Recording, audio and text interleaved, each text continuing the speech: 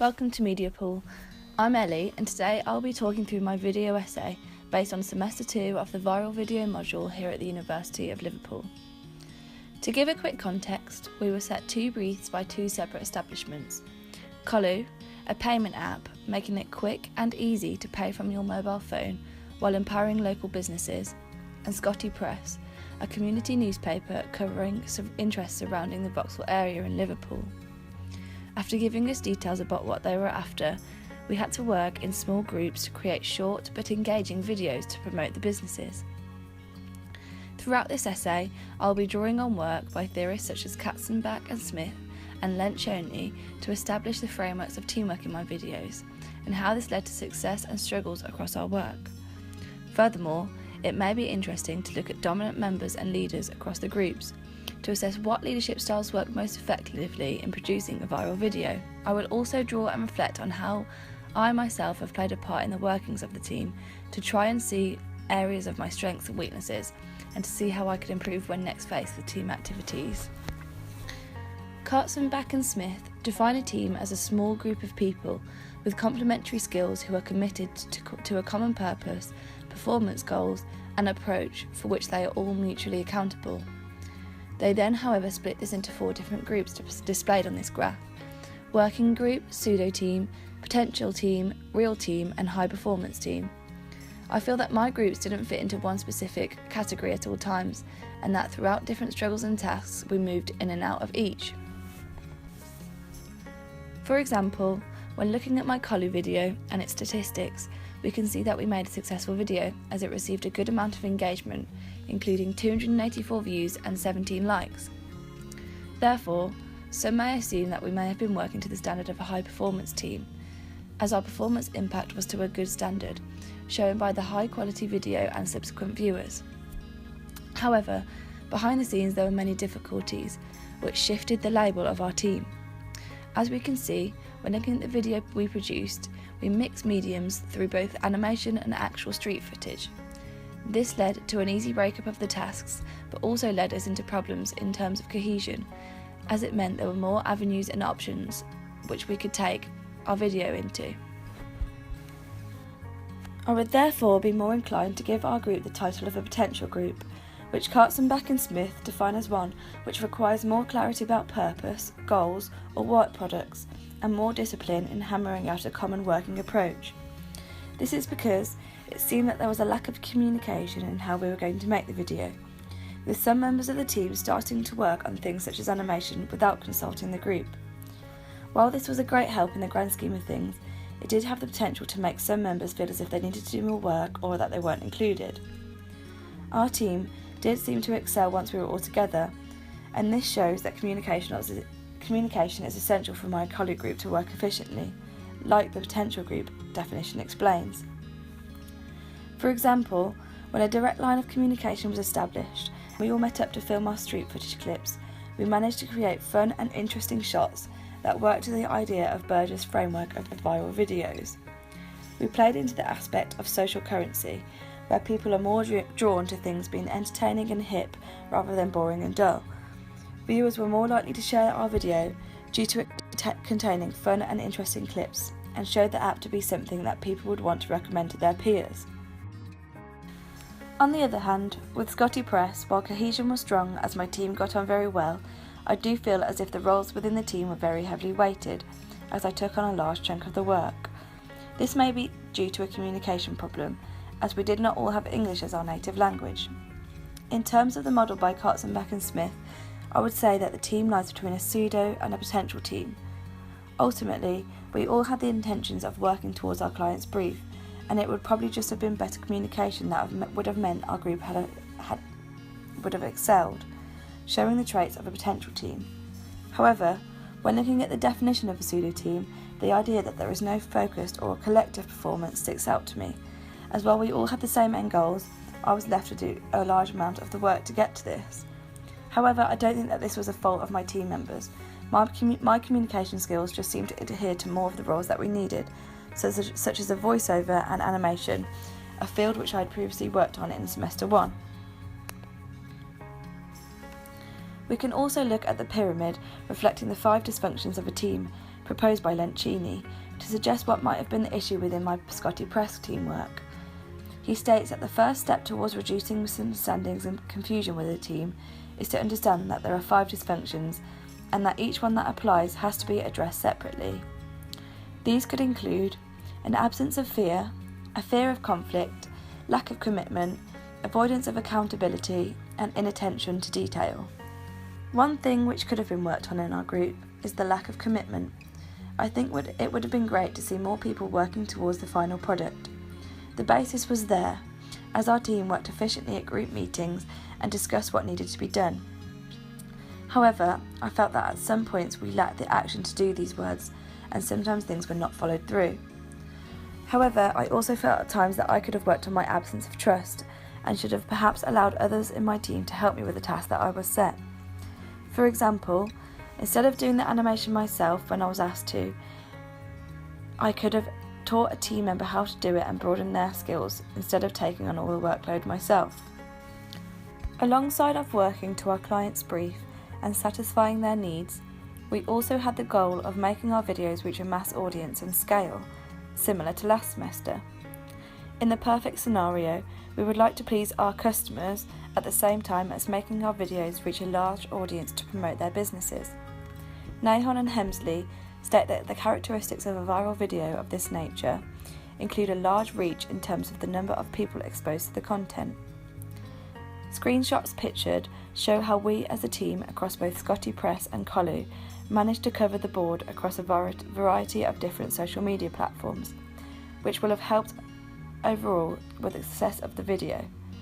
To make such decisions about how we were going to go forward with our social media plans and videos, it is important to analyse the role of a leader in each group to see whether different leadership styles led to a more effective viral video.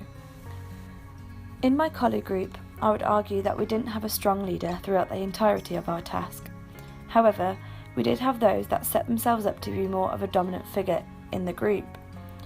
These people may not have seemed to be a typical leader, which is normally defined as the person who directs or commands a group. This is due to their more democratic or participative leadership style. Goldman et al.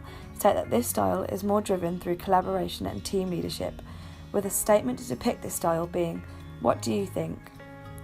This can be shown through the fact that even though our stronger members of the team suggested or displayed their work to the team, they would always be open to suggestion and be happy to change to suit other opinions.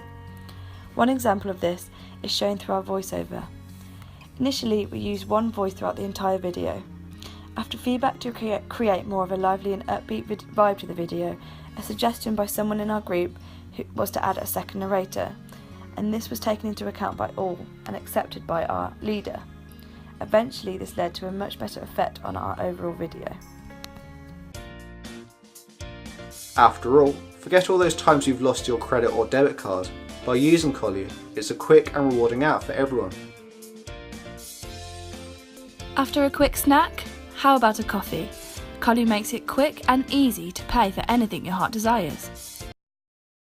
When looking at Goleman's 5 domains of emotional intelligence, this level of democracy could fit in with the idea of recognising and understanding other people's emotions and managing relationships. We saw the importance of avoiding conflict and a more authoritative leadership role to ensure that no one's ideas was turned away or seen as silly. While this might seem like a minor detail, it will have helped the quality of our video, not only by ensuring upbeat and happy shots that our client requested, but also by allowing creativity to be accepted, meaning our video might not include some things without such free and open leadership style. In regards to my SCOTTIE Press video, I would argue that this sense of leadership is definitely present also. This is because it wasn't evident that anyone felt uncomfortable or intruded on. However, one difference that I would highlight is that I feel that there was a stronger, more prominent leader. This may be situational, as with this group we had many different challenges and things we needed to fulfill in order to complete, such as securing an interview, animation, voiceover, historical content and street view. Therefore, a leader was necessary in order to delegate tasks and ensure that they were completed to our time frame. A study by Ash might suggest that this level of leadership will lead to more conformity by more silent members of the team. In his study, Ash tried to conduct an experiment to investigate the extent to which social pressure from a majority group could affect a person to conform. He found that over 12 critical trials, about 75% of participants conformed at least once, while only 25% of participants never conformed at all. Therefore, it was surprising to see no conformity in this group, where pressure and leadership was high. I think that this may be due to the fact that each member was given tasks which they agreed and were happy to do. This showcases the need for high morality and a good rapport between a group with a strong leader. Furthermore, I feel that this may have been achieved by my group due to our attention to each other in sessions. At the start of the process, it was made clear to us about the working styles of each member. For example, a study by psychologist Timothy Judge looked at the 5 big personality traits, which are as follows: openness to experience, conscientiousness, extroversion, agreeableness, and neuroticism. Therefore, one idea is that this subconsciously led my group to divide tasks up by who we thought was best suited in regards to our personality traits. I would argue, as someone that is reasonably extroverted, I carried out a particular number of more leadership roles, including organising and leading an interview with historian Michael Kelly.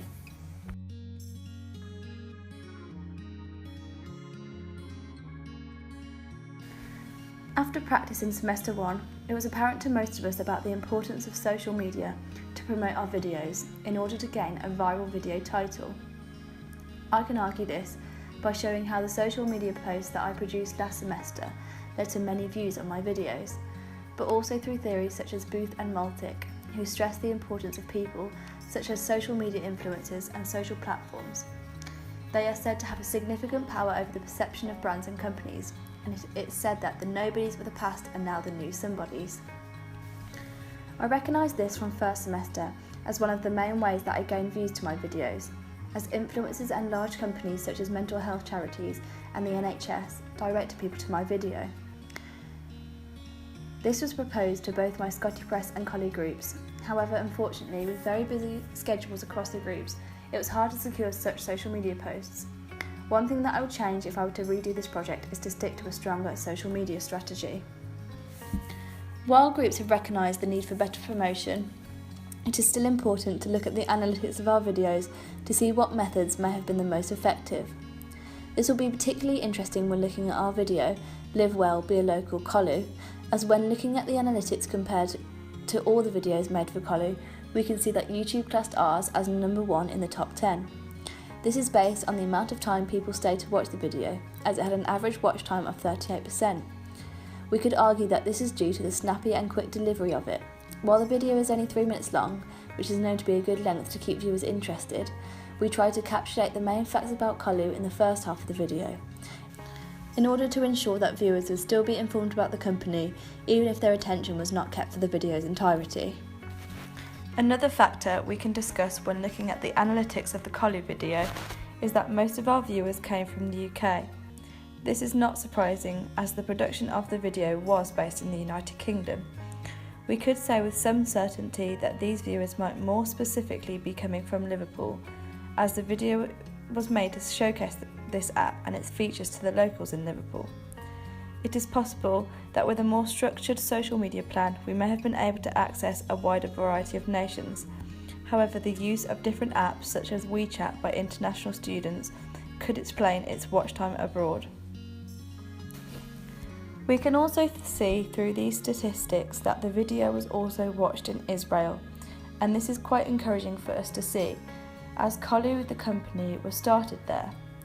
Therefore, it might be that people already using the app over in Israel, or had seen it being advertised, searched the company and came across our video. Similarly, with my SCOTTIE Press team, we didn't really look too much into our social media strategy, and I feel that I could have put more into the social media aspect in this group by just putting more out there. These posts are an incredibly useful tool when trying to secure a viral nature to a video. We can see that more than 5 billion views are watched each day on YouTube. Therefore, we need to work out how posts will stand out and convince viewers to watch our video over the plethora of other videos that can be found online. When thinking about the context of SCOTTIE Press, we thought that Facebook might be a good place to start to promote. The nature of the video conveys a very personal message, showing that SCOTTIE Press is made for the people, and the interview with Michael Kelly gives an anecdotal feel to the overall video. Facebook therefore seems perfect, as it provides a platform full of interpersonal ties, defined as information-carrying connections between people. The strength of a social tie is a combination of the amount of time, the emotional intensity, the intimacy, and the reciprocal services which characterise each tie. Teaming this with the idea that around 500 million people watch Facebook videos every day, it would seem that our post should be a hit on this platform. However, while we received good responses on Facebook, it was nothing to make our video stand out compared to any other video similar. One method that could have been used more to advantage was hashtags. While we did include some in our video, I think something that would have brought in the community of Scotland Road, such as #ShareYourMemories, may have made the video seem more like a campaign and would encourage people to not only use the hashtag but watch our video, and also lead to more people going through with our call to actions. Overall, I think that both teams made successful videos. Ultimately, I can attest to this due to both Collu and SCOTTIE Press giving us the honour to promote both of their companies with our videos. Furthermore, however, it is shown through the positive engagement that we received. While previously mentioned, I think that this engagement could have been increased if my groups had made solid social media strategies and stuck to them to ensure that we maximise the people who saw our videos. Promotion and social media may have been something which let both of my groups down, though I do think that we worked relatively well as teams. By looking at Carson, Back and Smith, Goldman et al., Lencioni and many more theories surrounding leadership and teamwork, I have established ways in which we work together, but also how these areas could be improved. However, it is something which I believe would be very hard to complete to a perfect standard. Primary factors such as personality traits and difference in opinions and aesthetics, alongside of more temporary factors like work and time schedules, make the running of a perfect team nearly impossible. Therefore, I'm reasonably satisfied with the way in which both my teams worked as a group. However, at some points communication and support were both issues. The end product showed good skills at not only videography, but also the way in which we edited, animated, and put our creative skills to practice.